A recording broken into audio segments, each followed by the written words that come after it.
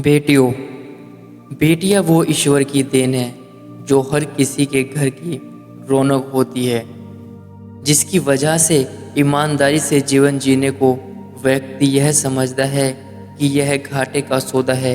वो घाटे का सौदा नहीं, वरना वह नफ़े का ही सौदा होता। आत्म तुष्टि तो अहंकार में होती है, चालबाजी में होती है, बेईमानी में होती है, चापलूसी में होती है। पर देखा जाए तो जो शांति और संतोष मिलता है, जो संस्कार मिलते हैं, वे ईमानदारी में ही निहित है। ऐसा हमारे विश्वास है। केवल विश्वास ही नहीं, बल्कि लंबे जीवन का अनुभव भी है। कहीं दूर दराज एक गांव में एक पेशकार रहते थे। वे जब सुबह जाते थे तो साइकिल पर अपनी खुरपी साथ लेकर जाते थे और शाम को जब आते थे तो घास काट कर लाते थे, क्योंकि उनके घर में बकरी और गाय पल रही थी। उतना पैसा उनके पास नहीं था कि बाजार से घास खरीद कर मंगाए और जानवर को खिलाए। शाम को वे थके मांदे घर आते थे। उनके कपड़ों का यह हाल होता था कि फटे हुए कपड़े होते थे और जहाँ तहाँ कपड़ों में थेगड़ी लगी होती थी। जो फजूल खर्ची और अंशखल लोग थे, उनकी निगाहों में वे बद दिमाग और पागल थे, ऐसा वे समझते थे। पर असल में ऐसा कुछ नहीं था।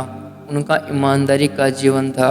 जिस समय वे कचहरी में जाते थे तो उनके सम्मान के लिए जज भी एक बार उठकर खड़े हो जाते थे, और अगर कोई बात पेशकार जी ने कह दी तो उस बात को जज की यह हिम्मत नहीं होती थी कि वे टाल जाए। बच्चों, यह क्या था? उन्होंने ऐसे संस्कार बना रखे थे कि हमारा जीवन ईमानदारी का है, इसको देखिए, और जो बेईमानी का जीवन है उसको देखिए। जब उनका देहावसान हो गया तब उनके 4 लड़के थे। घर में इतना पैसा नहीं था कि उनकी विधवा पत्नी अपने बच्चों का पालन कर सके, उन्हें पढ़ा लिखा सके, उनको शिक्षा दिला सके, किसी योग्य बना सके। लेकिन ईमानदारी की छाप ऐसी पड़ी उनके बॉस पर, अधिकारियों पर, कि जब वे नहीं रहे तो एक बच्चे को कोई ऑफिसर ले गया, एक को कोई दूसरा ऑफिसर ले गया। यह तरीके से 4 लड़कों को 4 ऑफिसर ले गए अपने साथ और उन्हें पढ़ाया लिखाया, अच्छी अच्छी नौकरी पर लगाया।